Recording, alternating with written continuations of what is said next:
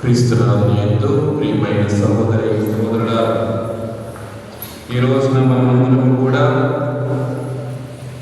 దేవుడు మనకున్నటువంటి అనేక అద్భుతములకు గాను, ఆశీర్వాదములకు గాను, దీవెనలకు గాను మనమందరము కృతజ్ఞత తెలుపుతూ ఈ యొక్క ఆరాధనను మనమందరము కొనసాగించుదాం. మన యొక్క విన్నపాలు, మన ప్రార్థనలు దేవుడు ఆలకించాలి అని, మన కోరికలు నెరవేరాలని ఈ యొక్క పరిశుద్ధమైనటువంటి సమయంలో మనమందరం ఆ ప్రభుని మన మధ్యలోనికి ఆహ్వానించుదాం. దేవుడు మనకు చేసినటువంటి అన్ని మేరకు కానీ తగ్గినట్టు మన యొక్క ఆత్మన కాల దీక్ష ఉద్దేశములను దేవునికి సమర్పిస్తూ మన ప్రార్థనలు దేవుడు ఆలకించాలి అని, దేవుని యొక్క ఆశీర్వాదములు ప్రతి ఒక్కరికి నింపబడాలి అని మనమందరం కూడా ప్రార్థించేద్దాం.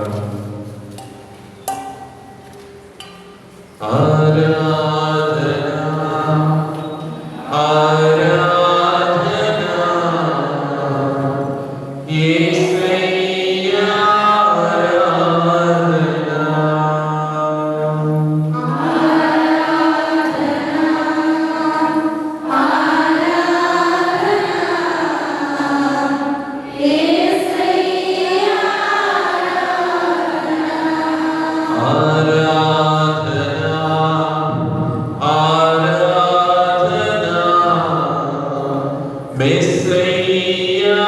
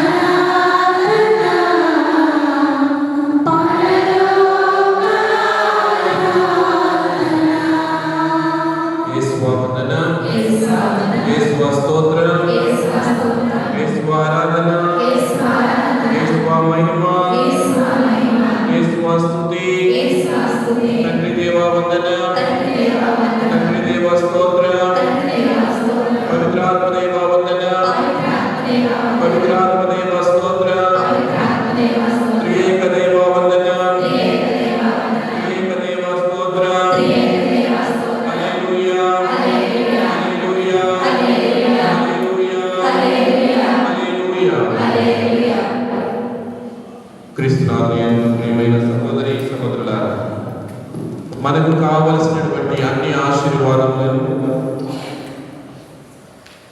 మనకు కావలసినటువంటి అన్ని దీవెనలను మనకు ప్రసాదించేటటువంటి నామము యేసయ్య నామము.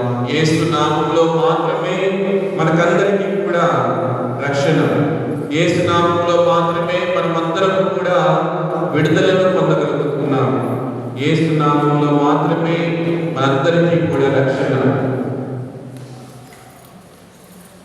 ఎవరైనా ఒకరు యోహాను సువార్త 6వ అధ్యాయము 37వ వచనము చదవవలసినదిగా కోరుచున్నాం. దేవుడు మనకు ఈరోజు ఇస్తున్నటువంటి వాగ్దానం. లైట్స్ అన్ని ఆఫ్ చేయండి. క్రీస్తునాథుని యందు ప్రియమైన సహోదరి సహోదరులారా, అందరము కూడా ప్రశాంతంగా కూర్చొని ఈ యొక్క పరిశుద్ధమైనటువంటి సమయంలో నిన్ను నన్ను ఆశీర్వదించడానికి, నిన్ను నన్ను ప్రేమించడానికి, నిన్ను నన్ను అనుగ్రహించడానికి దేవుడు యొక్క దివ్య ప్రసాద రూపంలో వేయించేసి ఉన్నారు. ఆ యేసు ప్రభు యొక్క నామములో మనకు రక్షణ ఉన్నది. యేసు ప్రభులోనే మనకు దీవెన ఉన్నది. యేసు ప్రభులో మాత్రమే మనకు విడుదల ఉన్నది అని గ్రహిస్తూ మన యొక్క అవసరాల కోసం, ముఖ్యంగా ఆగమన కాల దీక్ష అవసరాల కోసం మనమందరము కూడా ప్రార్థన చేద్దాం. దేవుడు ఈ సమయంలో నిన్ను నన్ను ఆశీర్వదించాలి, దీవించాలి. దేవుడు నిన్ను నన్ను అభిషేకించుకోవాలని ఈ యొక్క దివ్య ప్రసాద రూపంలో ఈ బలిపీఠం మీద వేచేసి ఉన్నటువంటి ఆ ప్రభుని మనమందరము కూడా ఆలకించుదాం, ఆరాధించుదాం, అనుసరించుదాం. ఆ దేవాది దేవుడిని స్తుతించి మహిమపరుస్తూ మన యొక్క ప్రార్థనల ద్వారా, స్తుతి ఆరాధన ద్వారా గణపరుచుకుందాం. ఈరోజు దేవుడు మనకి ఇస్తున్నటువంటి వాగ్దానం మనమందరం కూడా ఒకసారి శ్రద్ధగా ఆలకించుదాం. నా తండ్రి నాకు వసగు ప్రతి వాడును నా యొద్దకు వచ్చును, వారిని నేను ఎప్పుడునూ త్రోసివేయను. Praise the lord, praise the lord. Yesu ప్రభు మనకి ఇస్తున్నటువంటి వాగ్దానం, తండ్రి అయినటువంటి దేవుడు అనుగ్రహించిన నే తప్ప మనము ఈ దేవాలయంలోనికి రాలేదు. దేవుడు చెప్తూ ఉన్నారు, everything that God gives to me will come to me, and anyone who comes to me I will never drive away. దేవుడు మనలను ఒట్టి చేతులతో పంపివేయడు. దేవుడు మనలను ఆశీర్వదించకుండా ఈ యొక్క దేవాలయం నుండి పంపివేయడు. దేవుడు పిలుచుకున్నటువంటి మనలను అభిషేకించి, ఆశీర్వదించి, దీవించి పంపించడానికి మనందరినీ కూడా ఆహ్వానించి ఉన్నారు. ప్రియమైన సహోదరి సహోదరులారా, ఖాళీగా ఉన్నటువంటి మన యొక్క హృదయాలు, ఖాళీగా ఉన్నటువంటి మన యొక్క జీవితాలు, ఖాళీగా ఉన్నటువంటి మన యొక్క కుటుంబాలలో దేవుని యొక్క ఆశీర్వాదం నింపుకొని మనమందరం ఈ యొక్క దేవాలయం నుండి వెళ్ళాలి. దేవుని చెంతకు వచ్చినటువంటి ఎంతో మంది హృదయాలలో ఆయన ప్రేమను నింపి, ఆశీర్వాదంతో వారిని నింపి, అభిషేకంతో వారిని నింపి, పవిత్రాత్మ వరములతో వారిని నింపి పంపిస్తూ ఉన్నారు. ఈ రోజున ఇప్పుడు మనం విన్నటువంటి వాక్యం మన జీవితంలో నెరవేరాలని మనమందరం కూడా ప్రార్థన చేసుకున్నాము. యేసు ప్రభు చెంతకు వచ్చినటువంటి మనలను దేవుడు ఆశీర్వదించి మన యొక్క పొడి నిండినట్లుగా అభిషేకించి పంపించుటకు మనకు కావలసినటువంటి అర్హతను మనమందరం కూడా సంపాదించుకోవాలి. ప్రియమైన సహోదరి సహోదరులారా, ఎన్నో ప్రయత్నాలు చేస్తూ ఉన్నాం, ఎన్నో ప్రార్థనలు చేస్తూ ఉన్నాం, ఎంతో ప్రయాసపడుతూ ఉన్నాం మన యొక్క జీవితాన్ని ముందుకు తీసుకొని వెళ్ళడానికి. కానీ మనకున్నటువంటి లోపాలు, మనకున్నటువంటి బలహీనతలు మనలను దేవుని యొక్క ప్రేమను పొందనివ్వకుండా దూరం చేస్తూ ఉన్నాయి. అందరూ ఆ యొక్క దివస ప్రసాదనాలను చూస్తూ ఒకసారి ప్రభువా, నా జీవితంలో నాకు కావలసినటువంటి వరప్రసాదాలు, నా కుటుంబము తండ్రి, నేను శ్రమిస్తూ ఉన్నాను, నేను నా కుటుంబం కష్టపడుతూ ఉన్నాను, నేను నా బిడ్డలు కష్టపడుతూ ఉన్నాను, ఒక మంచి జీవితాన్ని జీవించడానికి, ఒక ఉన్నతమైనటువంటి జీవితాన్ని జీవించడానికి, నీ బిడ్డగా సాక్ష్యం చెప్పడానికి ప్రభువా మేమందరం కష్టపడుతూ ఉన్నామని మనకు దేవుడితో మాట్లాడదాం. మనం వింటూ ఉన్నాం లూకాసు సువార్త 5వ అధ్యాయం 6వ వచనంలో శిష్యులు యేసు ప్రభుతో చెప్తూ ఉన్నారు, అయ్యా యేసయ్యా, రాత్రంతయు మేము కష్టపడ్డాం, శ్రమించాం, కానీ ఫలితం లేదు. ప్రియమైన సహోదరి సహోదరులారా, యేసు ప్రభు లేకుండా నీవు, నేను, మన కుటుంబము, మన సంఘము ఎంత కష్టపడినా మన యొక్క జీవితాలలో ఎలాంటి ప్రయోజనం లేదు. అయితే ఈ రోజున దేవుడు మనకిచ్చినటువంటి వాగ్దానము యోహాను సువార్త 6వ అధ్యాయం 37వ వచనంలో ప్రభు చెప్తూ ఉన్నారు, నా తండ్రి నాకు అనుగ్రహించినటువంటి వారిని నేను నా చెంతకు వారిని ఆహ్వానించుకుంటూ ఉన్నాను. వారు నా చెంతకు వస్తారు, ఈ ఆరాధనలో పాలు పంచుకుంటారు, నా యొక్క ఆశీర్వాదములు వారు పొందుతారు. వారిని నేను త్రోసివేయను, వారిని తృణీకరించను. వారు ఏ స్థితిలో ఉన్నా సరే, వారు ఏ స్థితిగతులలో ఉన్నా సరే, వారు ఏ విధమైనటువంటి జీవితాన్ని జీవిస్తున్నా సరే, ఒక్కసారి నా చెంతకు వచ్చి ప్రార్థిస్తున్నటువంటి ఏ బిడ్డనైనా నేను తృణీకరించను, నిరాకరించను, వారిని ఆశీర్వదించి పంపిస్తానని ప్రభు చెప్తున్నారు. లూకాసు సువార్త శిష్యులు చెప్తూ ఉన్నారు, ప్రభువా మేమందరం కూడా ప్రయత్నిస్తూ ఉన్నాం, మంచిగా చదువుకోవాలని, మంచి జీవితం జీవించాలని, మంచి మార్పులు రావాలని, మంచి కుటుంబ జీవితాన్ని జీవించాలని మేమందరం కూడా ప్రయత్నిస్తున్నాం. కానీ ప్రభువా మా శ్రమంతా వృధా అయిపోతుంది. మాకు అర్థమవుతుంది ఈ రోజు నా తండ్రి, నీవు లేనటువంటి ప్రయత్నం, నీవు మా ఇంటిలో లేకపోతే, నీవు మా పడవలో లేకపోతే, నీవు మా యొక్క జీవితాలలో లేకపోతే మేము చేసేటటువంటి ప్రయత్నం మొత్తము కూడా ప్రభువా వ్యర్థము. ఈ సమయంలో ఒక్కసారి నిన్ను వెతుక్కుంటూ నీ సన్నిధికి వచ్చాను, ఖాళీగా ఉన్నటువంటి పడవలతో, ఖాళీగా ఉన్నటువంటి హృదయాలతో, ఖాళీగా ఉన్నటువంటి మనస్సులతో ప్రభువా ఈ దేవాలయానికి వచ్చాను. నా మనస్సుని నీ యొక్క ఆశీర్వాదంతో నింపు, నా యొక్క పడవను నీ యొక్క దీవెనలతో నింపు, నా యొక్క కుటుంబాన్ని నీ యొక్క పవిత్రాత్మ అభిషేక వరాలతో ప్రభువా నింపమని ప్రార్థన చేసుకున్నాము. ప్రియమైన సహోదరి సహోదరులారా, శ్రమించటము దేవుడిచ్చినటువంటి గొప్ప వరం. యాకోబు గారు రాసినటువంటి లేఖ 2వ అధ్యాయం 36వ వచనంలో ప్రభు చెప్తూ ఉన్నారు, విశ్వసించి శ్రమించాలి, విశ్వసించి ప్రార్థించాలి, విశ్వాసంతో మన యొక్క ప్రయత్నం ముందుకు వెళ్ళాలి. మనకున్నటువంటి విశ్వాసము దానిని మనము క్రియల రూపంలో చూపించుకోవాలి.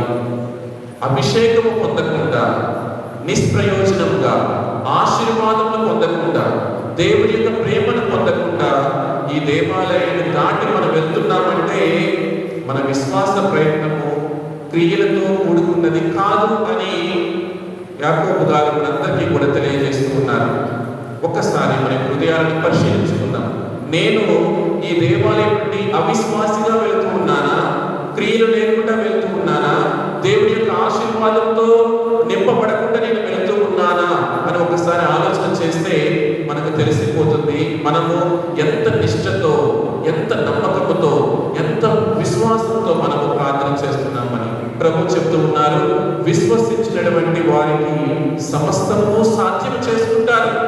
సమస్తము సాధ్యమవుతుంది, సాధ్యం అవ్వాలి కూడా.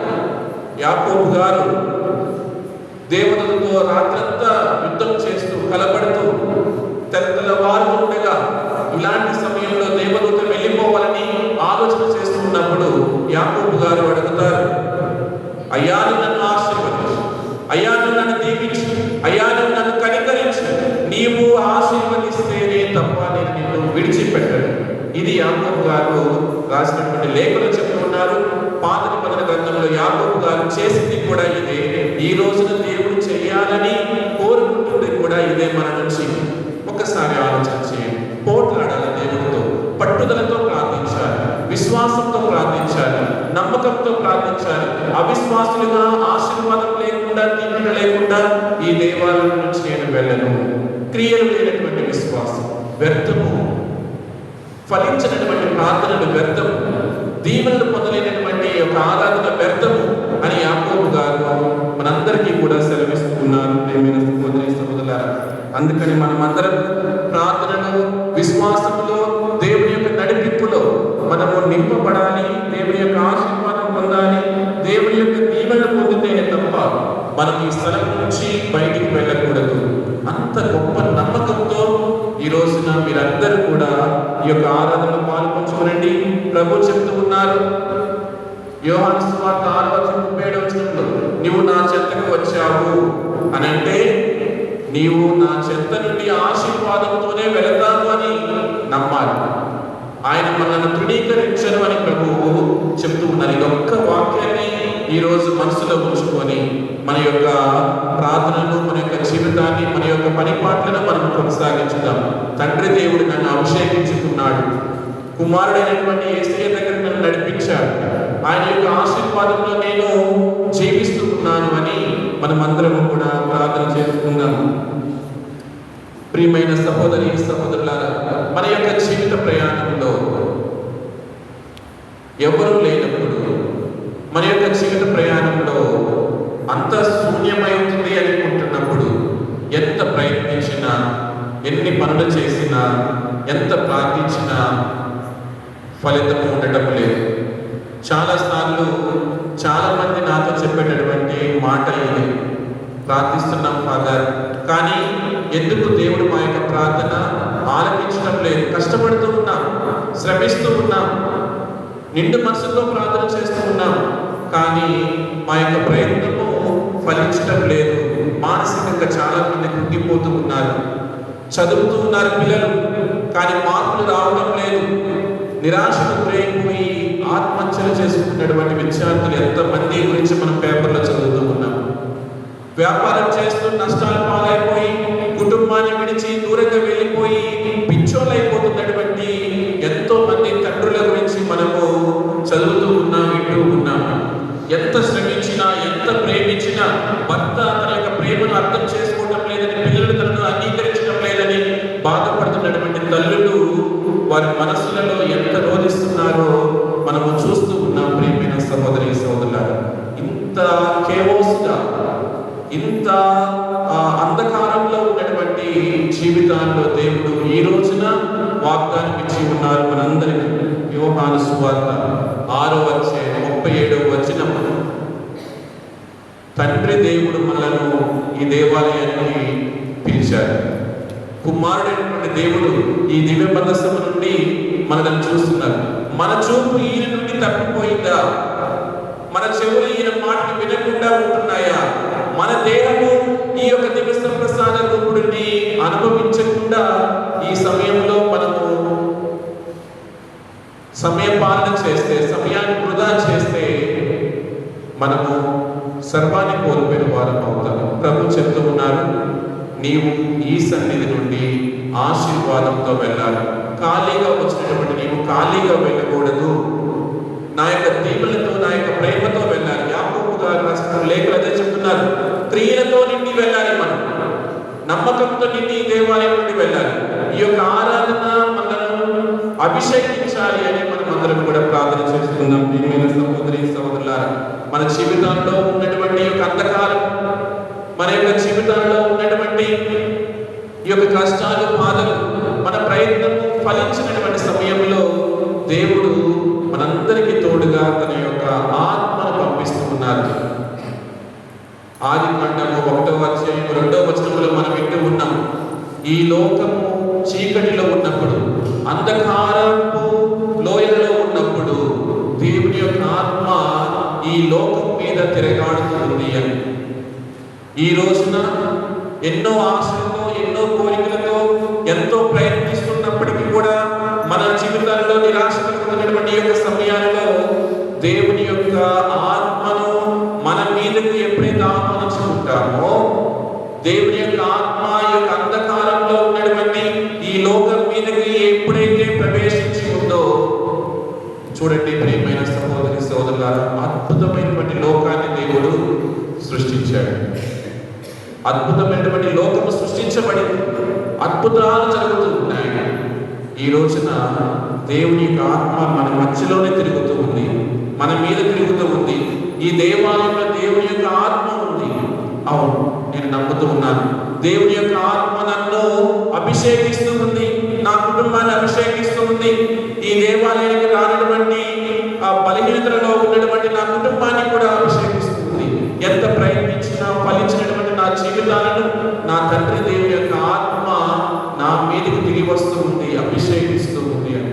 ఆనాడు ఆదికాండంలో తిరగాడినటువంటి ఆత్మ, ఆనాడు ఎలీషా ప్రవక్త మీదకు దిగి వచ్చినటువంటి ఆత్మ, ఆనాడు మోషే ప్రవక్తతో మాట్లాడినటువంటి ఆత్మ, ఆనాడు నోవాను నడిపించినటువంటి ఆత్మ, ఆనాడు అబ్రహాము గారిని నడిపించినటువంటి ఆత్మ, ఆనాడు యాకోబు గారిని ఇశ్రాయేలుగా మార్చినటువంటి ఆత్మ, ఆనాడు దావీదు బాలుడిని దావీదు మహారాజుగా చేసినటువంటి ఆత్మ, ఆనాడు సొలొమోను రాజును విజ్ఞానపూరితునిగా చేసినటువంటి ఆత్మ, ఆ రోజు బలహీనమైనటువంటి సంసోను బలవంతునిగా మార్చినటువంటి ఆత్మ, ఆ రోజు ఆశీర్వదించినటువంటి దిగి వచ్చినటువంటి ఆ యొక్క పరిశుద్ధ ఆత్మ ఈ రోజున మన మీదకి కూడా దిగి వస్తూ ఉంది. ఆ యొక్క ఆశీర్వాదాన్ని మనము పట్టుకోవాలి, అద్భుతాలు జరగాలి. ఈ దేవాలయం నుండి వెళ్తున్నప్పుడు మన కుటుంబ స్థితిగతులు మారాలి. ప్రియమైన సహోదరి సోదరులు, మారిన వ్యక్తిగా, దీవించబడినటువంటి వ్యక్తిగా, దీవెనను పొందినటువంటి వ్యక్తిగా మనం ఈ దేవాలయం నుండి పోవాలి. నిష్ప్రయోజనముగా ఖాళీగా ఉన్నటువంటి హృదయాలతో మనం వెళ్ళకూడదు. మీరు ఏ మనసుతో వచ్చారో నాకు తెలియదు, కానీ ప్రభు చెప్తూ ఉన్నారు, నువ్వు నా చెంతకు వచ్చావు, నువ్వు నా చెంతకు వచ్చావు. నేడే మీ ఇంటికి రక్షణ వచ్చునుగా, నేడే మీ బిడ్డలు దీవించబడునుగా, నేడే మీరు అనుకున్నటువంటి ఉద్దేశాలు నెరవేరునుగా అని ప్రభువు ఆశీర్వదిస్తూ ఉన్నారు. ఆమేన్ అని చెప్తూ, ప్రభువా నా కుటుంబం దీవించబడునుగా, ప్రభువా నా బిడ్డలు దీవించబడునుగా, ప్రభువా నీ యొక్క ఆత్మతో నడిపించబడునుగా అని విశ్వాసంతో ఎవరైతే ఆ ప్రభు సన్నిధిలో ఉండి ప్రార్థనలు చేస్తారో వారు ఖచ్చితంగా దైవ నడిపింపును పొందుతారు. ప్రియమైన సహోదరి సహోదరులారా, ఈ యొక్క ఆరాధన మనకు దీవెనకరంగా మారాలి. ఉదయకాల సమయంలో ఎన్నో వ్యక్తిగత ఉద్దేశాలను మీరు దేవునికి సమర్పించుకుంటూ ప్రార్థన చేస్తున్నారు. మీ యొక్క ఆత్మనకాల ఉద్దేశాలు ఒక్కసారి మీ యొక్క ఎడమ చేతిని గుండెల మీద పెట్టుకొని, కుడి చేతిని ఈ యొక్క దివ్య ప్రసాదం నాలుగు వైపు చాపు, ఆ ప్రభుని పట్టుకోండి, ఆ ప్రభుని తాకండి. ఆ ప్రభు మీ ముందే నిలబడి ఉన్నారు. దివ్య ప్రసాద రూపంలో కొంతమంది కనపడుతూ ఉంటారు, దివ్యమైనటువంటి తన యొక్క రూపంలో కొంతమంది కనిపిస్తూ ఉంటారు, దివ్యమైనటువంటి దివ్యకారుణ్య ప్రభువుగా కొంతమంది కనిపిస్తూ ఉంటారు, పవిత్రమైనటువంటి పరిశుద్ధ హృదయుడుగా కొంతమంది కనిపిస్తూ ఉంటారు. నీ యొక్క బాహ్య నేత్రములను మూసుకొని ఆధ్యాత్మికమైనటువంటి నేత్రములతో ఆ ప్రభుని చూస్తూ, ప్రభువా ఇదిగో నా యొక్క పిటిషన్, ఇదిగో నా యొక్క ఆగమన కాలం 3 కోరికలు తండ్రి కొన్ని చేతికి ఇస్తున్నాను, నీ హృదయంలో ఉంచుతున్నాను, ఇదిగో ప్రభువా నీ యొక్క పాద సన్నిధిలో ఉంచుతున్నానని ఆ ప్రభు ముందు మనమందరం మన యొక్క హృదయ కోరికలను సమర్పించుకుందాం. యేసువా వందనం, యేసువా స్తోత్రం, యేసువా ఆరాధన, యేసువా మహిమ, యేసువా ఘనత, తండ్రి దేవ వందనం, తండ్రి దేవ స్తోత్రం, పవిత్రాత్మ దేవ వందనం, పవిత్రాత్మ దేవ స్తోత్రం.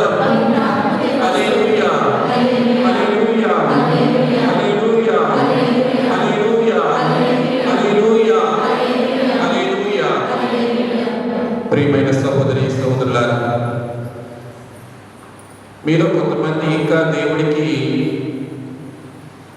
మీ యొక్క కోరికలను ఏం సమర్పించాలా అన్నటువంటి ఆలోచనతో ఉన్నారు. ఇదే విచిత్రమైనది. హోటల్కి వెళ్ళి, హాస్పిటల్కి వెళ్ళినటువంటి వ్యక్తి, హోటల్కి వెళ్ళినటువంటి వ్యక్తి, పోలీస్ స్టేషన్కి వెళ్ళినటువంటి వ్యక్తి, స్కూల్కి వెళ్ళినటువంటి వ్యక్తికి ఒక ఉద్దేశం ఉంది. స్కూల్కి ఎందుకు వెళ్తారు? చదువు నేర్చుకోవడానికి, విద్యాబుద్ధులు నేర్చుకోవడానికి. పోలీస్ స్టేషన్కి ఎందుకు వెళ్తారు? న్యాయం జరిగిందని. హాస్పిటల్కి ఎందుకు వెళ్తారు? ఆరోగ్యం కోసం. హోటల్కి ఎందుకు వెళ్తారు? భోజనం కోసం. గుడికి దేనికి వస్తారు? నమ్మాలి ప్రియమైన సహోదరి సహోదరులారా. ఈ పరిశుద్ధమైన సమయంలో మరి ఒక్కసారి సంపూర్ణంగా నా దేవుడు నా కోరికలు అనుగ్రహిస్తాడనేటువంటి ఉద్దేశంతో మీ యొక్క చేతులను గుండెల మీద పెట్టుకొని ప్రార్థించండి. మీరు ప్రార్థించాలి.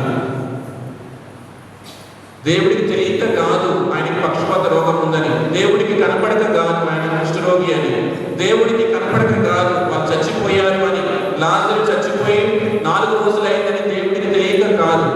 దేవుడు వినాలనుకుంటున్నాడు నీ ప్రార్థన. నీ మనసులో ఉన్నటువంటి బాధను దేవుడి ముందు వ్యక్తపరచు. నీ మనసులో ఉన్నటువంటి ఆవేదనను దేవుడి ముందు వ్యక్తపరచు. ప్రార్థించు ప్రియమైన సహోదరి సహోదరుల. హృదయం తెరిచి ప్రార్థించు. దేవుడిలో ప్రార్థించు. దేవుడిని నమ్మి ప్రార్థించు. దేవుడు మనందరికీ కూడా వాగ్దానం చేస్తున్నాడు. ప్రభువా, నేను కోరుతున్నటువంటి ఈ కోరికను, నేను నీకు అర్పించినటువంటి యొక్క ప్రార్థనను నీ చిత్త ప్రకారం ఉన్నాయా లేదా? నేను నీ చిత్త ప్రకారం జీవిస్తున్నానా లేదా? నేను నీ యొక్క వాక్యంలో నేను ఎదుగుతూ ఉన్నానా లేదా? లేకపోతే నా యొక్క చిత్తము నీ చిత్తముగా కాకుండా లౌకికమైనటువంటి సైతానుసంతో కూడుకున్నటువంటి చిత్తముగా మారిపోతుందా లేదని ఒకసారి ఆలోచన చేసుకోవాలి ప్రియమైన సహోదరి సహోదరులారా. ఇర్మియా గ్రంథం 29వ అధ్యాయం 11వ వచనంలో మనం చదువుతూ ఉన్నాం. ఇర్మియా గ్రంథం 29వ అధ్యాయము 11వ వచనంలో ప్రభు చెప్తూ ఉన్నారు, నేను నీ క్షేమము కొరకు ఉద్దేశించిన పథకములు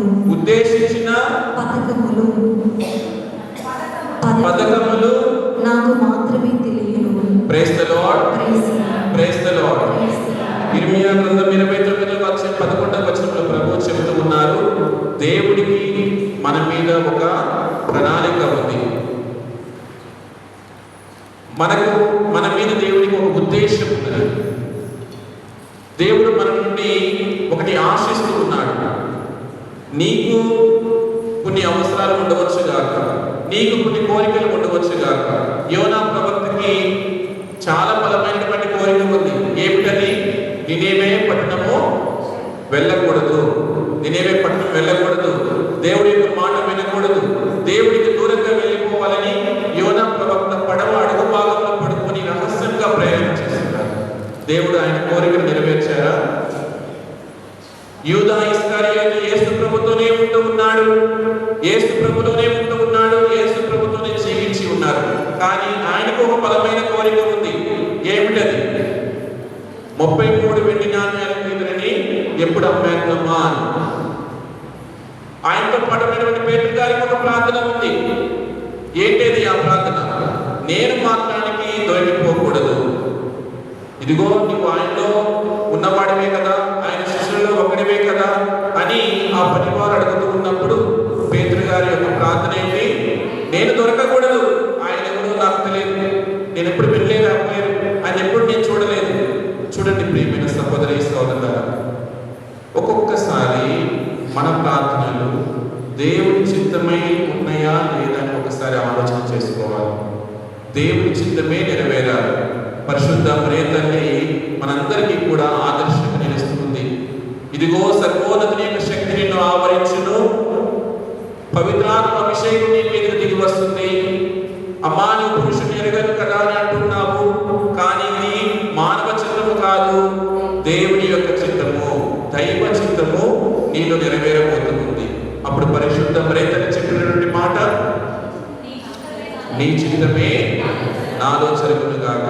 ప్రియమైన సహోదరి సహోదరులారా, ఇది మనం అందరం కూడా గుర్తుపెట్టుకోవాల్సినటువంటి ఉద్దేశం. కొంతమంది ప్రార్థన చేస్తూ ఉన్నారు. అది దేవుడి చిత్తమా కాదా అని తెలుసుకోవాలి. దేవుడి యొక్క చిత్తమా కాదని తెలుసుకోవాలంటే బైబిల్ గ్రంథం చదవాలి. మొట్టమొదటిగా నేను కోరుకుంటున్నటువంటి ప్రార్థన దేవుడి చిత్తమా కాదని తెలుసుకోవాలంటే దేవుడి యొక్క వాక్కును ఆలకించాలి. నా కోరికలు, నా ప్రార్థనలు ఎన్ని దీక్షలు చేసినా, ఎన్ని ప్రార్థనలు చేసినా, ఇంత ఉదయాన్నం వచ్చి ప్రార్థనలు చేస్తున్నా, ఈ దీపారాధన చేస్తున్నా ఎందుకు ఫలించడం లేదు అని అంటే అది దేవుడి చిత్తం కాకపోతే నీకు ఇవ్వడు. దేవుడి చిత్తం కాకపోతే నీకు ఇవ్వడు. ఎందుకనంటే దేవుడికి తెలుసు అది ఒకవేళ నీకు అనుగ్రహిస్తే నీవు ఆయన నుండి దూరంగా వెళ్ళిపోతావేమోనని. ఒకవేళ అది దేవుడు నీకు ఇచ్చేస్తే నీవు మళ్ళా దేవుడి వైపు చూడమని మన పరిశుద్ధ గ్రంథంలో వింటూ ఉన్నాం. 10 మంది వచ్చారు, ఈ రోజు 100 మంది వస్తున్నారు. అప్పుడు యేసు ప్రభు దగ్గరికి 10 మంది వచ్చారు. ఎవరు? కుష్ఠ రోగులు వచ్చారు, రోగాలతో వచ్చారు, బాధలతో వచ్చారు, చీకటిలో వచ్చారు, ఖాళీగా వచ్చారు. వాళ్ళు సంతోషంతో యేసు ప్రభు మీరు దూరంగా ఉన్నప్పుడే మీరు వెళ్ళి వైద్యులకు కనిపించండి, గురువులకు కనిపించండి, దేవాలయానికి వెళ్ళి కృతజ్ఞతలు అర్పించండి అని చెప్పి వారిని పంపిస్తూ ఉన్నారు. ఎంతమంది దేవుడిని నమ్మి ఇది ఈయన పలికినటువంటి వాక్కు వల్ల నాకు స్వస్థత కలిగింది అని పరిగెత్తుకొని వెనుకకు తిరిగి వచ్చి ఆ ప్రభు పాదములు పట్టుకొని ఆరాధించిన ఎంతమంది? మిగిలిన 9 మంది అయిపోయారు. ఇది దేవుని యొక్క భయం, ఇది దేవుని యొక్క భయం. కొన్ని సార్లు నా కోరికలు, నా ఉద్దేశాలు ఇది దేవుడి పనే కదా, ఇది నేను మంచే కదా కోరుకునేది, నా ప్రయత్నం మంచిగానే ఉంది కదా, కానీ దేవుడు ఎందుకు నన్ను ఆశీర్వదించడం లేదు, దేవుడు నన్ను ఎందుకు బయటపడేయడం లేదు, దేవుడు నన్ను ఎందుకు కాపాడటం లేదు, దేవుడు ఎందుకు నా బిడ్డలను అనుగ్రహించడం లేదు, ఎంత ప్రయత్నించినా ఎందుకు ఫలితం లేదు అని అంటే దేవుడికి తెలుసు అది మంచిది కాదు అని. మరి ఏది మంచిది ఏది చెడు అని అంటే మనం ప్రార్థించే ముందు దేవుడి యొక్క వాక్కును ఆలకించాలి. అందుకనే ప్రతిసారి నేను చెప్పేది బైబిల్ గ్రంథాన్ని చదవాలి. దేవుడి యొక్క వాక్కు ద్వారా మాత్రమే ఇది దేవుడి చిత్తమా దేవుడి చిత్తము కాదా అని మనకు తెలుస్తుంది, లేకపోతే లేదు. జోసెఫ్ గారు పాత నిబంధన గ్రంథంలో సొంత అన్నలు కొట్టారు ఆయన్ని, సొంత అన్నలు అసూయపడ్డారు ఆయన మీద, సొంత ఇంటి వారే, సొంత సంఘస్థులే, సొంత కుటుంబ సభ్యులే, సొంత మన రక్తం పంచుకొని శరీరాన్ని పంచుకొని పుట్టినటువంటి మన అన్నదమ్ములు, మన అక్క చెల్లెలు, మన అమ్మ నాన్న, మనతో పుట్టులు, మన సంఘస్థులు ఎవరి కోసమైతే మనము రేయి పౌలు కష్టపడతామో వాళ్ళే మనం తిడతారు, వాళ్ళే మనల్ని కొడతారు, వాళ్ళే మన పేరు చెడగొడతారు, వాళ్ళే మనం నాశనం చేస్తారు, వాళ్ళే మనం చంపడానికి చేయని ప్రయత్నం అంటూ ఏమి లేదు. అన్ని ప్రయత్నాలు వాళ్ళు చేస్తారు. నేనేం తప్పు చేశాను ప్రభువా అని జోసెఫ్ గారు ఆ పాడుబడినటువంటి బావిలో పడేసినప్పుడు ప్రార్థించాడు. నేనేం తప్పు చేశాను, నేనేం పాపం చేశాను, ఎందుకు నా అందరూ నా మీద కక్ష పెట్టుకున్నారు, నా కుటుంబ సభ్యులు ఎందుకు నా మీద, నా సంఘం ఎందుకు నా మీద, ఎందుకు నాకు ఈ విధంగా జరుగుతుంది అని ఆయన ప్రార్థన చేసి ఉండొచ్చేమో. చేయకుండా ఉంటాడో చెప్పండి? నేనేం తప్పు చేశాను, నా అందరం చూడడానికి రావడం తప్ప, పలకరించడానికి రావడం తప్ప, వాళ్ళకి భోజనం తీసుకుని రావడం తప్ప, వాళ్ళతో సంతోషంగా ఉండడం తప్ప అని ఎన్ని ప్రశ్నలు ఆయన మనసులో వచ్చి ఉండవచ్చు. ప్రియమైన సహోదరి సహోదరులారా, దేవుడికి తెలుసు ఆయన ప్రణాళిక, దేవుడికి తెలుసు ఆయన యొక్క చిత్తం. ఆ బావిలో పడేయబడినటువంటి వాడు సింహాసనం మీద కూర్చోబెట్టాడు దేవుడు, ఒక మంత్రిగా చేశాడు దేవుడు. ఎవరైతే చీదరించుకొని నిరాకరించి కొట్టి చంపి అతన్ని నిర్మూలించాలని అనుకున్నారో ఆ జనం మొత్తం కూడా ఆ యోసేపు గారి యొక్క పాదముల చెంతకు వస్తూ ఉన్నారు. భయపడని అవసరం లేదు. మనల్ని ఎవరైనా అవమానిస్తూ ఉంటే, మనల్ని ఎవరైనా బాధ పెడుతూ ఉంటే, మన పేరు ఎవరైనా చెడగొడుతూ ఉంటే భయపడని అవసరమే లేదు. వాళ్ళందరినీ ఒక రోజున దేవుడు మన కాళ్ళ దగ్గరకు తీసుకుని వస్తాడు. అప్పుడు నిర్ణయం మనది. వాళ్ళని శిక్షించాలన్నా, వాళ్ళని ప్రేమించాలన్నా, వాళ్ళని నాశనం చేయాలన్నా అంత గొప్ప అధికారాన్ని జోసెఫ్ గారికి దేవుడిచ్చి ఉన్నారు. జోసెఫ్ గారు దేవుడి యొక్క ఆశీర్వాదాన్ని తెలుసుకున్నవాడు కాబట్టి అన్నలను ఏమీ శిక్షించలేదు.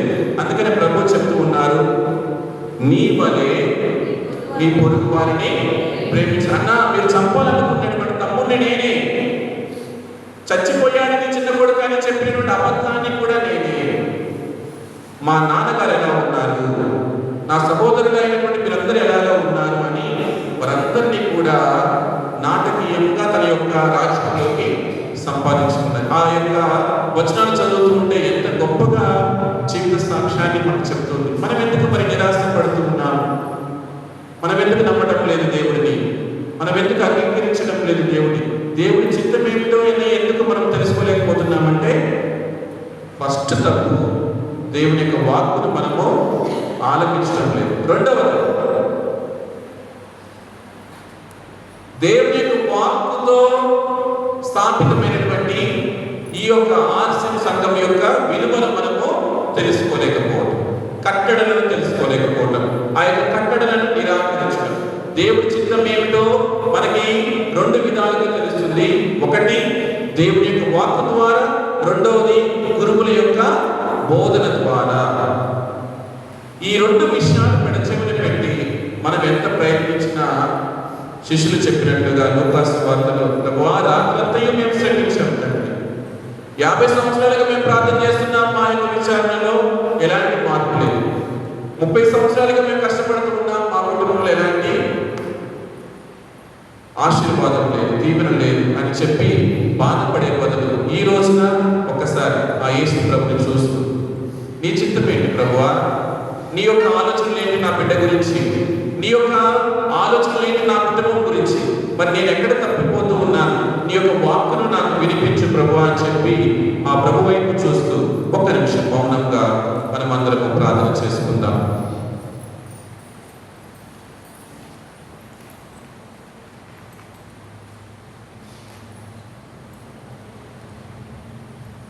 పేతురు గారు రాసినటువంటి మొదటి లేఖ 5వ అధ్యాయం 10వ వచనంలో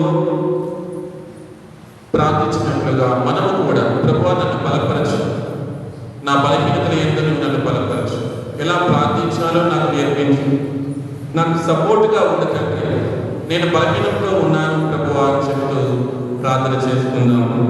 దేవుని యొక్క చిత్తం ఏమిటో, సైతాన్ యొక్క చిత్తం ఏమిటో ఆలోచన చేసుకోవాలి. మనము మంచి వాళ్ళమే, మంచి ఆలోచనే అనుకుంటూ ఉన్నాం, మంచి ప్రయత్నమే చేస్తున్నామని అనుకుంటూ ఉన్నాం, కానీ మనకు తెలియకుండా మన మనసులో కలుపు మొక్కలు, కలుపు గింజలు నాటుతూ ఉన్నాడు సైతాన్. గుడికే వస్తున్నాను కదా అని అనుకుంటూ ఉన్నాం, గుడిలోనే తిరుగుతున్నారు కదా నా బిడ్డలని అనుకుంటూ ఉన్నాం, గురువులకి సహాయం చేస్తున్నారు కదా అనుకుంటూ ఉన్నాం, సంఘానికి సహాయం చేస్తున్నారు కదా అనుకుంటూ ఉన్నాం, కుటుంబానికి సహాయం చేస్తున్నారు కానీ అనుకుంటూ ఉన్నాం. కానీ ఒక్కసారి గమనించండి, కలుపు మొక్కలు కూడా మనతో పాటు సైతాను నాటుతూ ఉన్నాడు. గోధుమ మొక్కలేమిటో, మంచి మొక్కలేమిటో, కలుపు మొక్కలేమిటో దేవుడు కూడా కనిపెట్టలేక చెప్తూ ఉన్నారు. ఏమని? మీరు తొందరపడి కలుపు పీకపోయి మంచి గోధుమ మొక్కలను పీకేస్తారేమో, అంత్యకాలం వరకు మీరు ఆగండి. దేవుడు ఆ యొక్క కలుపు మొక్కలను నాశనం చేయలేక కాదు, కానీ కలుపు మొక్కగా ఉన్నటువంటి ఈరోజు కోపంతో ఉండవచ్చు నీవు, ఈరోజు నీ యొక్క సహోదరుడికి నీ వంట పడకపోవచ్చు, అంత మాత్రాన వారిని నాశనాన్ని మనం కోరుకోకూడదు. మారుతాడేమో, మారు మనసు చెందుతాడేమో, ఈ కలుపు మొక్క మంచి గోధుమ మొక్కలాగా మారుతుందేమో, ఈ సైతాన్ చేతి నాటబడినటువంటి చల్లబడినటువంటి ఒక చెడు ఉద్దేశాలతో ఉన్నటువంటి ఈ బిడ్డ రేపు మారుతాడేమో. మౌనికమ్మ అగస్త్యుని గారిని చూసి ఈ నా కొడుకు అనేక విధాలుగా చెడు మార్గంలో జీవిస్తూ, పాపంలో జీవిస్తూ, ఆ దేవుని యొక్క వాక్కును ఆలకించకుండా పాపిగా జీవిస్తూ ఉన్నాడు, త్రాగుతూ ఉన్నాడు, వ్యసనాలకు బానిసైపోయాడు, నాశనంగా అవునుగా కానీ ప్రార్థన చేయలేదు. 30 సంవత్సరాల ఓపికతో ప్రార్థించింది. బిషప్ గారి దగ్గరికి వెళ్ళి అడిగింది ఏనంట, నా యొక్క బిడ్డ కోసం ప్రార్థన చేయండి తండ్రి గారు అని. బిషప్ గారు చెప్పారనంట, అమ్మా నువ్వు నా దగ్గరకు వచ్చి కాదు ఏడవలసింది, ఇగో దివ్య ప్రదర్శనం దగ్గర కూర్చొని ఏడు నీ బిడ్డ కూర్చొనంటే ఆ రోజు నుంచి 30 సంవత్సరాలు ఏడ్చుకుంటూ ప్రార్థన చేసి కలుపు మొక్క చీడ పురుగుగా ఉన్నటువంటి ఆ యొక్క అగస్టిన్ గారు ఈ రోజున మహాపునీతుడయ్యాడు, పండితుడయ్యాడు, వేద సాక్షి అయ్యాడు. ప్రియమైన సహోదరి సోదరు, వేదాలను రాశాడు. ప్రియమైన సహోదరి సోదరులారా, ఈ రోజున పుణ్యాత్మైనటువంటి ఎంతో మందికి పుణ్య జీవితం జీవిస్తున్నటువంటి పుణ్యాత్మగా కీర్తించబడుతున్నటువంటి ఎంతో మందికి ఆయన యొక్క పుస్తకాలే ఆదర్శం, ఆయన యొక్క పుస్తకాలే ఆదర్శం. ఒక్కసారి మన మనసులో, మన కుటుంబాలలో ఈ కలుపు మొక్కలు ఏమైనా ఉన్నాయా లేదా అని ఒకసారి ఆలోచన చేసుకుందాం. ప్రియమైన సహోదరి సహోదరులారా, దేవుని యొక్క చిత్తానుసారం, దేవుని యొక్క వాక్యానుసారం మనం జీవించడానికి మనమందరము కూడా ప్రయత్నం చేద్దాం. దేవుని యొక్క చిత్తము మనలో నెరవేరాలని రోమీలకు రాసిన లేఖ 8వ అధ్యాయము 37వ వచనంలో మనం వింటూ ఉన్నాం. అదేవిధంగా లూకాసు సువార్త 5వ అధ్యాయం 6వ వచనంలో దేవుని యొక్క చిత్తము మన యొక్క జీవితాల్లో జరగాలని, దేవుని యొక్క చిత్తము మనలో నింపబడాలి అని మనమందరం కూడా ప్రార్థన చేసుకుందాం. లూకాసు సువార్త 5వ అధ్యాయం 7వ వచనంలో దేవుడు చెప్తున్నారు, దేవుడు మనల్ని ఆశీర్వదించి, దేవుడు మనల్ని దీవించి, దేవుడు మనల్ని బలపరచడానికి సిద్ధంగా ఉన్నారని ప్రభు వాక్యం ద్వారా సెలవిస్తూ ఉన్నారు. మన యొక్క కుటుంబ జీవితంలో ఎదురవుతున్నటువంటి సమస్యలు అడుగుదాం ప్రభుని. ప్రియమైన సహోదరి సహోదరులారా, ఈ యొక్క కుటుంబ జీవితానికి ఆహ్వానించింది నీవే కదా ప్రభు. ఎక్కడో ఒంటరిగా ఉన్నటువంటి నన్ను ఇతనితో జతపరిచింది నీ సన్నిధిలోనే కదా. నాకు ఈ బిడ్డలను వసపింది నీవే కదా. నీకు తెలియకుండా ఇదంతా జరగదు కదా ప్రభు. మరి ఎందుకు నా జీవితానికి ఇది ఇచ్చావు? ఎందుకు నాకు ఈ సమస్యలు? ఎందుకు నాకు ఈ బాధలు? ఎందుకు నాకు ఈ కష్టాలు? ప్రభా, ఎందుకు ఈ కలుపు మొక్కలు నా బిడ్డలు ఎదుగుతూ ఉన్నాయి? నా భర్తలో, నా భార్యలో, నా బిడ్డలలో ఎందుకు మేము ఇంత పాపంలో పడిపోతూ ఉన్నామని ఒకసారి ఆలోచన చేసుకున్నాం. చీకటిలో ఖాళీగా ఉన్నటువంటి హృదయాలతో ఎందుకు ప్రభా మేము ఉండవలసి వస్తుందని ప్రార్థన చేసుకున్నాం. ప్రభా, నీ చిత్తము నాకు తెలియపరచు. నీ యొక్క వాక్యానుసారము జీవించినటువంటి బ్రతుకులుగా మమ్మల్ని మార్చుకున్నట్టు అని చెప్పుకున్నాం. ప్రార్థన చేసుకున్నాం. ప్రియమైన సహోదరి సహోదరులారా, ఎఫెసీయులకు రాసిన లేఖ 3వ అధ్యాయం 15వ వచనంలో ప్రభు చెప్తున్నారు, ఇది నా ప్రణాళిక. కుటుంబ జీవితము నా ప్రణాళిక. నువ్వు నా సన్నిధిలో ఉండేటప్పుడు నా ప్రణాళిక. నీకు వసినని నాకు తెలియక కాదు, నీకు కావాలని నేను దానిని వసిగి ఉన్నాను. యాకోబు గారు దేవదూతతో యుద్ధం చేస్తున్నప్పుడు, కలపడుతూ ఉన్నప్పుడు దేవదూత ఆయనకు తొట్టి ఇరగకొడుతుంది. ఆ రోజు నుంచి ఇశ్రాయేలు ప్రజలు తొట్టి ఇరిగినటువంటి ఏ జంతువును బలి ఇవ్వరు, ఏ జంతువును వారు తినరు. దేవుడి సన్నిధిలో దేవుడితో పోరాడి యాకోబు ఇశ్రాయేలుగా మారినప్పటికీ కూడా ఆయన పుట్టటము మానలేదు. ప్రియమైన సహోదరి సహోదరులారా, ఆ లోపము శాపం కాదు. కొన్ని లోపాలు శాపాలుగా మీరు భావించుకోవద్దు అని ప్రభు వాక్యం ద్వారా సెలవిస్తూ ఉన్నారు. లూకాసు వార్త 19వ అధ్యాయం 9వ వచనంలో ప్రభు చెప్తున్నారు, మీలో ఉన్నటువంటి లోపాలు, నువ్వు పొట్టివాడుగా, అది లోపం కాదు, అది నీకు ఆశీర్వాదంగా మారుస్తారు. నీలో ఉన్నటువంటి లోపాలు, పరిమళ తయారు తీసుకుని వచ్చినటువంటి విచారణలో ఉన్నటువంటి లోపాలు, అవి లోపాలు కాదు, వాటిని దేవుడు ఆశీర్వాదంగా మారుస్తారు. ఈ లోకం దృష్టిలో అవి పాపాలే, అది తప్పే.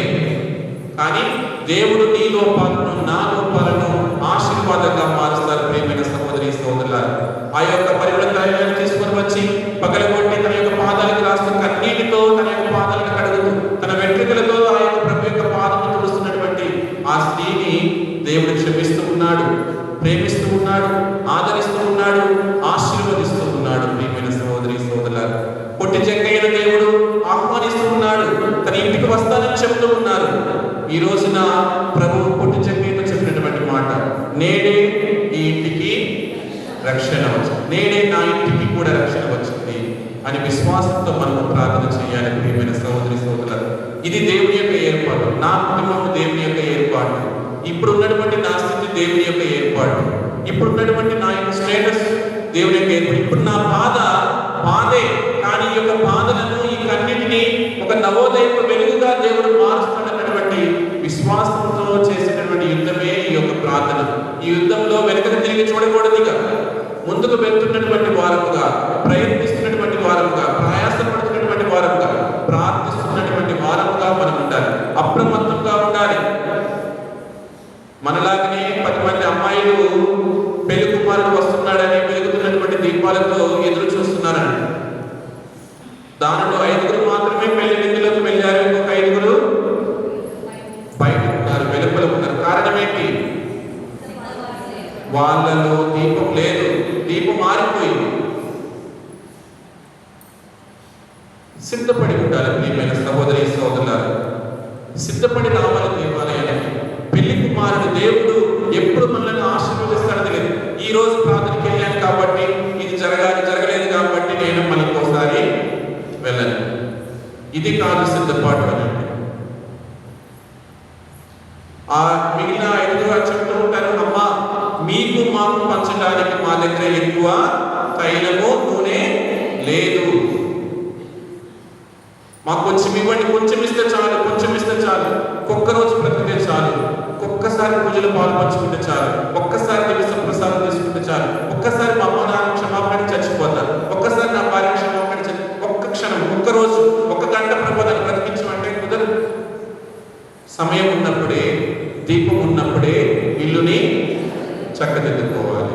అవకాశం ఉంది. ఇంకా నిద్రపోతున్నారు మనల్ని. నడవడానికి కాళ్ళు ఉన్నాయి, రాలేకపోతున్నారు.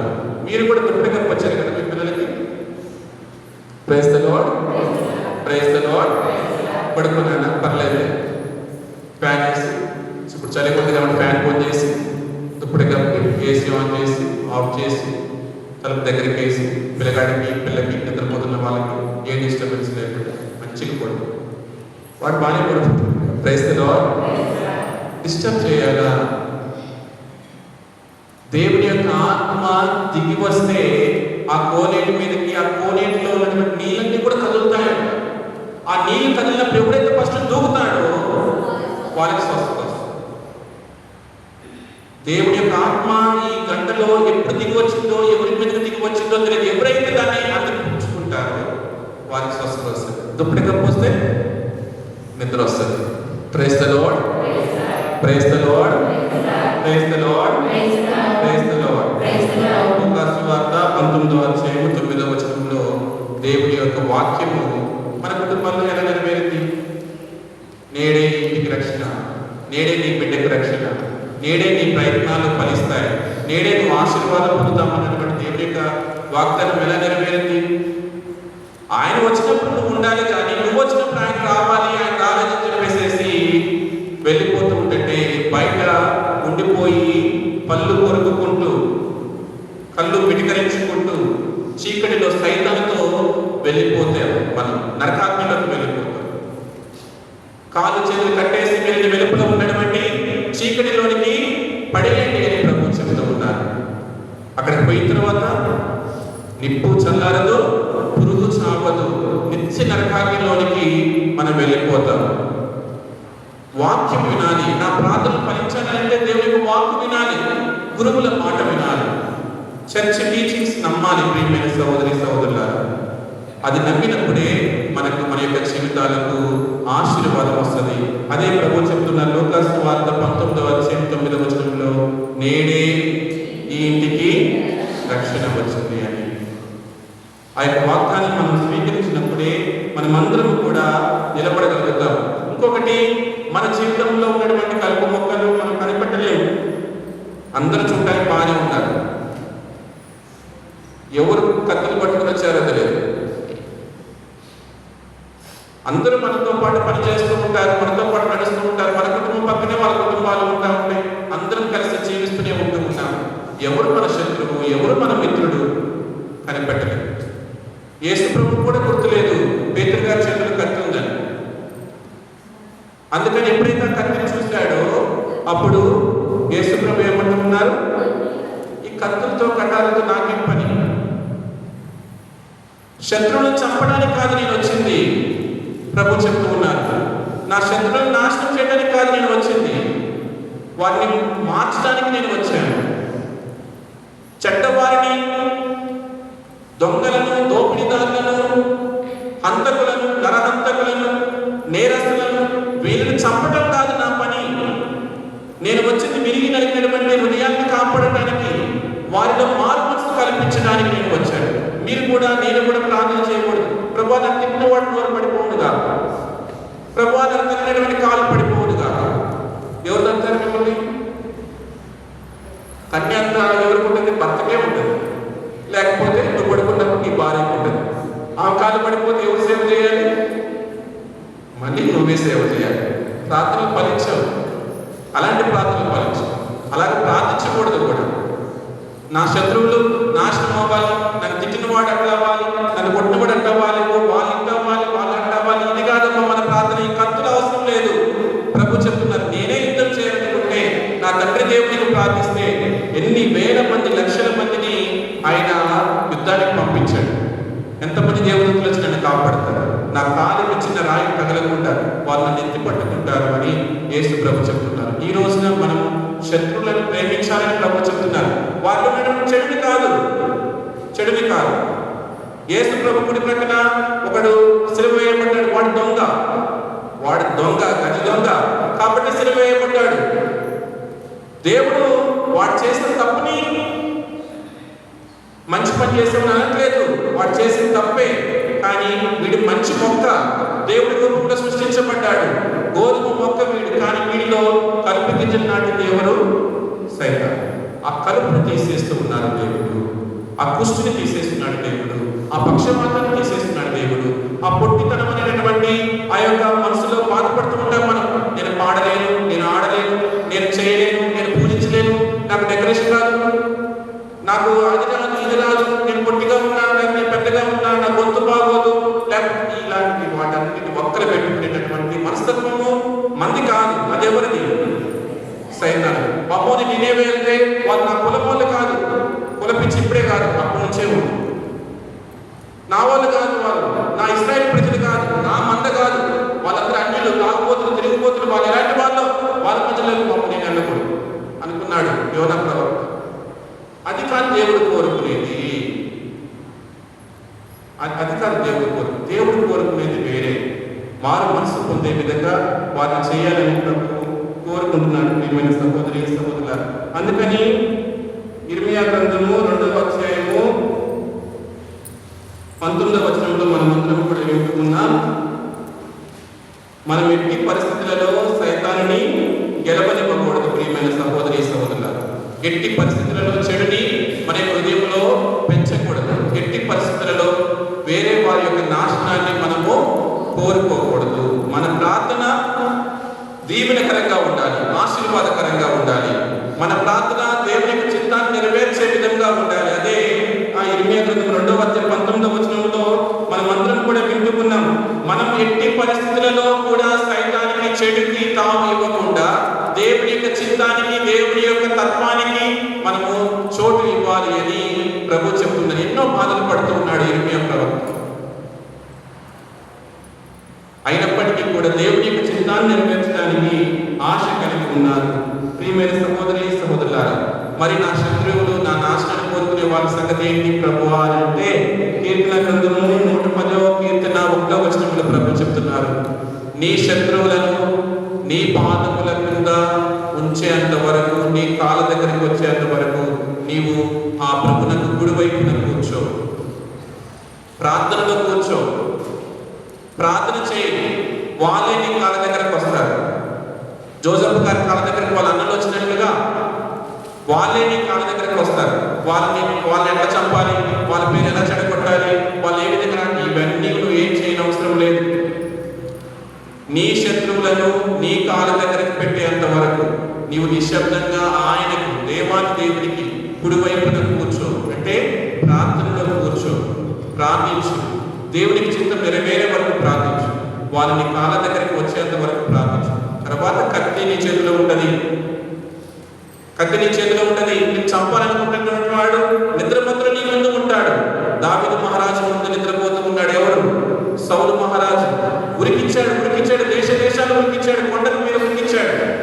చివరికి ఆయన గృహలు నిద్రపోతున్నాడు. దావీదు మహారాజుకి ఛాన్స్ వచ్చింది, చేతిలో కత్తి ఉంది, ఎదురుగా తన శత్రువు నిద్రపోతూ ఉన్నాడు, చంపడం ఎంత ఈజీ. కానీ దావీదు మహారాజు, ఇది నాది కాదు, ఇది వద్దు ప్రభా, నేను చంపాను, తోటమాల వేసే చంపేసే, ఇదే ఛాన్స్, మరి ఇంకో ఛాన్స్ రాదు, ఆయన లేచాడని చంపేస్తాడు అని చెప్పి ఎన్ని చెప్పి ఉంటారు ప్రియమైన సహోదరి సహోదరులారా. కానీ దావీదు మహారాజు చేయగలిగాడా? అభిషక్తుని మీదకి నేను కత్తిని ఎత్తను. ఆయన మంచివాడు, సౌలు మహారాజు మంచివాడు కాబట్టి నేను సైన్యాధిపతిగా చేసుకున్నాడు. ఆయన మంచివాడు కాబట్టి గొలియాతు చంపేటటువంటి అవకాశాన్ని నాకు ఇచ్చాడు. ఆయన మంచివాడు కాబట్టి బాలుడిగా ఉన్నటువంటి నన్ను ఆయన రాజ్యంలోకి ఆహ్వానించుకున్నాడు. చూస్తున్నాడు, సౌలు మంచివాడే, కానీ సౌలులో ఉన్నటువంటి కల్పి మొత్తం మంచిది కాదు. అది దేవుడే తీసివేస్తాడని ఆయనకు అంగి అంచు కొంచెం తెంపుకొని వచ్చి, ఇదిగో సౌలు, నిన్ను చంపగలిగిన అవకాశం దేవుడు నాకు ఇచ్చినా నేను నిన్ను చంపను, ఎందుకంటే నీవు మంచివాడు. ఆ మంచితనాన్ని ఒకసారి మన శత్రువులకు చూపించుదాం ప్రియమైన సహోదరి సహోదరులారా. ఆ రోజు నుంచి దావీదు మహారాజుని ఎంత ప్రేమించాడో తెలుసా? నువ్వు యుద్ధానికి వస్తే నువ్వు చచ్చిపోతావు, నువ్వు రాజ్యంలోనే ఉండు అని చెప్పి బలమైన సైన్యం యుద్ధానికి వస్తుంటే తన కొడుకులు అందరూ వెళ్ళి ప్రాణాలు అర్పించారు. కానీ దావీదు మహారాజు ఆ యొక్క కఠినమైనటువంటి యుద్ధంలోనికి రానివ్వలేదు. ఎదురు చూస్తున్నాడు, నా సౌలు రాజు వస్తాడేమోనని, నా యొక్క స్నేహితుడైనటువంటి యోనాతాను వస్తాడేమోనని దావీదు మహారాజు ఆ యొక్క రాజ్యపు శిఖరం మీద కూర్చొని ఎదురు చూస్తున్నాడు. శవాలుగా వస్తూ ఉన్నారు వాళ్ళు. చూడండి ఎలా కాపాడుకున్నాడు. మన శత్రువే మన ప్రాణాలను కాపాడే విధంగా దేవుడు చేస్తాడు. అది జరిగేంత వరకు 110వ కీర్తన 1వ వచనంలో దేవుడు చెప్పినట్లుగా నీవు ఆయన పాదముల చెంత ఆయన కుడి ప్రక్కన కూర్చొని ప్రార్థన చేయి. ఆయన యొక్క వాక్యాన్ని ఆలకించు ప్రియమైన సహోదరి సహోదరులారా. అప్పుడు మనం అనుకున్నటువంటి ఉద్దేశాలు, మన మనసులో ఉన్నటువంటి కోరికలు అన్నీ నెరవేరుతాయి. అందరూ మోకరించండి.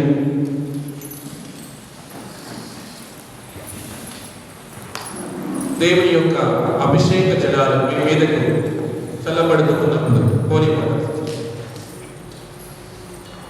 మీరు తీసుకుని వచ్చిన దీపాలను ప్రభు వైపు చూపిస్తూ ప్రార్థన చేయండి. ఈరోజు మీరు గుర్తుపెట్టుకోవాల్సినటువంటి వచనం యోహాను సువార్త 6వ అధ్యాయం 37వ వచనం. దేవుడు, తండ్రి దేవుడు నిన్ను ఆహ్వానించారు ప్రియమైన సహోదరి సహోదరులారా. పుత్రుడైనటువంటి సర్వేశ్వరునికి సన్నిధికి నీవు వచ్చాడు. ఆయన నిన్ను అంగీకరిస్తున్నాడు. నా దేవుడు నన్ను అంగీకరించాడు, నన్ను త్రోసివేయాడు, నా శ్రమలకు ఫలితాన్ని ఇస్తాడు. దేవుడు లేకుండా నేను రాత్రంతయు శ్రమించావు ప్రభువా అని చెప్తే, ఇప్పుడు నేనున్నా మీతో. ఈరోజు మీరు వెళ్తున్నప్పుడు యేసు ప్రభుతో పాటు వెళ్ళి ప్రయత్నం చేయండి. ఇప్పటి వరకు ఆగిపోయినటువంటి పనులన్నీ కూడా చక్కగా మొదలవుతాయి, చక్కగా కంప్లీట్ అవుతాయి. మీరు యేసు ప్రభు నామములో మన పిల్లలు చదవమని చెప్పండి, యేసయ్యాని పిలిచి చదవమని చెప్పండి, శిలువ గుర్తు వేసుకొని చదవమని చెప్పండి, ప్రార్థనలో యేసు ప్రభుతో ప్రయత్నించమని చెప్పండి. ప్రియమైన సహోదరి సహోదరులారా, ఆయన నాడు ఆ శిష్యులు యేసు ప్రభు యొక్క మాట ప్రకారం కుడివైపున వల వేశారు. వాళ్ళ నిండుగా చేపలు పడ్డాయి. ఇంకా మనం చదువుతూ ఉన్నాం,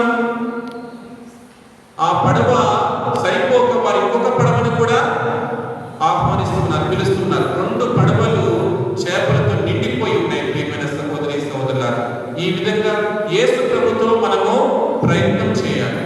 ఈ ప్రయత్నంలో భాగంగా మనకు ఎదురవుతున్నటువంటి కష్టాలు, శత్రువులు, మనకు ఎదురవుతున్నటువంటి విరోధులు, వీరి పట్ల మనం ఏ విధంగా ప్రవర్తించాలో దేవుడు మనకు వాక్యం ద్వారా సెలవిస్తున్నారు. ఖాళీగా ఉన్నటువంటి నా కుటుంబాన్ని, ఖాళీగా వచ్చినటువంటి నా హృదయాన్ని ప్రభువా, నీవు ఆనాడు ఆ యొక్క పడవని ఏ విధంగా అయితే చేపలతో నింపావు, నా యొక్క కుటుంబాన్ని కూడా ఆశీర్వాదంతో నింపు.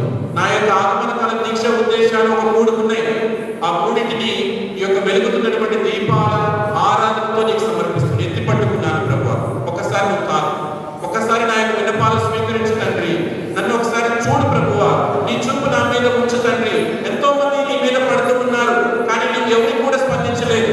ఏ స్త్రీ అయితే రక్తస్రావంతో బాధపడుతుందో ఆమె యొక్క అంత్యాన్ని తాకితేనే వెనక తిరిగావు కదా. ఈ రోజున ప్రభు నీ పాదాలు పట్టుకుని ప్రార్థన చేస్తున్నా, నన్ను త్రోసివేయకు ప్రభువా. ఇదిగో ప్రభు నేను దీపారాధన చేస్తున్నా, ఈ దీపాలతో నా కుటుంబాన్ని నీకు సమర్పించుకుంటున్నా, నా జీవితాన్ని నీకు సమర్పించుకుంటున్నా. నన్ను ఆశీర్వదించు, దీవించు, అభిషేకించు ప్రభు అని చెప్తూ మనమందరం కూడా ప్రార్థన చేసుకుందాం. దేవుని యొక్క ఆశీర్వాదములు మనమందరం కూడా పొందుతాం. అందరం కూడా కళ్ళు మూసుకొని మీరు ప్రార్థన చేయండి. ఒకరి గురించి ఆలోచించబాకండి. నోరు తెరిచి అడుగుని, మీకు వసకపడుతుందని ప్రభు చెప్తున్నా. అడిగిన ప్రతి వారికి ఇస్తానని దేవుని వాగ్దానం మాట్లాడుతుంది. ఈ ఉదయకాల సమయంలో ప్రభుతో ప్రార్థన చేద్దాం, ప్రభుని అడుగుదాం. దేవుని యొక్క వాక్యాన్ని మనం ఆలకించుకుందాం. దేవుడు మనతో మాట్లాడుతున్నారు. దైవ ఆశీర్వాదాల కోసం కళ్ళు మూసుకొని ఆ దేవుని యొక్క చిత్తం మన జీవితంలో జరగాలి అని, మన యొక్క ఉద్దేశం నెరవేరాలి, మన శత్రువులు మారాలి, వారు మారు మనసు పొందాలి, మన యొక్క నాశనం కోరుకున్నటువంటి వారు మారాలి, వారి హృదయ పరివర్తన చెందాలి. మనం ప్రార్థన చేసుకుందాం. సంతోషంగా సమాధానం క్షమించండి. మన ప్రార్థన, మన ఉద్దేశాలు దేవుని సమర్పించుకుంటే ప్రార్థించాలి. కళ్ళు ఎట్టి పరిస్థితుల్లో తెరవద్దు.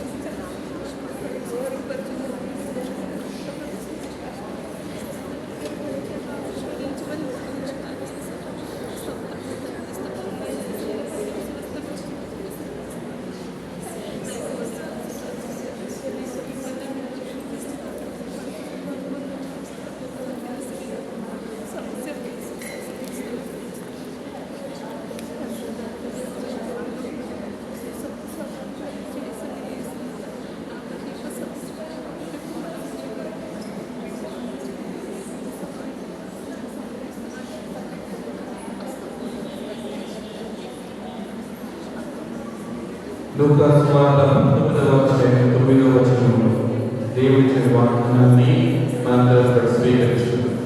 నేడే మీ ఇంటికి రక్షణ. ఆమేన్. నేడే నీ బిడ్డలకు రక్షణ. నేడే నీ భర్తకు రక్షణ. నేడే నీ భార్యకు రక్షణ. నేడే నీ యొక్క ప్రయత్నాలు ఫలించుగాక.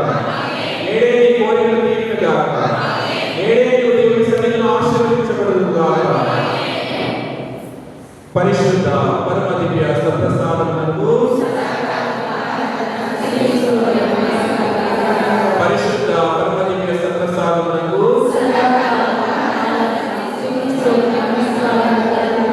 పరిశుద్ధ పరమ దివ్య సత్ప్రసాదమునకు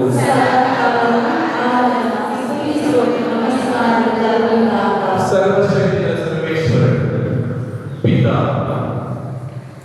పుత్ర పవిత్రాత్మ దేవుడు ఖాళీగా ఉన్నటువంటి మన యొక్క కుటుంబాలను, మన పడవలను, మన హృదయాలను, మన మనసులను తన యొక్క ప్రేమ, తన యొక్క బలముతో, తన యొక్క ధైర్యంతో, తన యొక్క వాక్కుతో, తన యొక్క ఆశీర్వాదంతో నింపి బలపరిచి దీవించి నడిపించుగాక.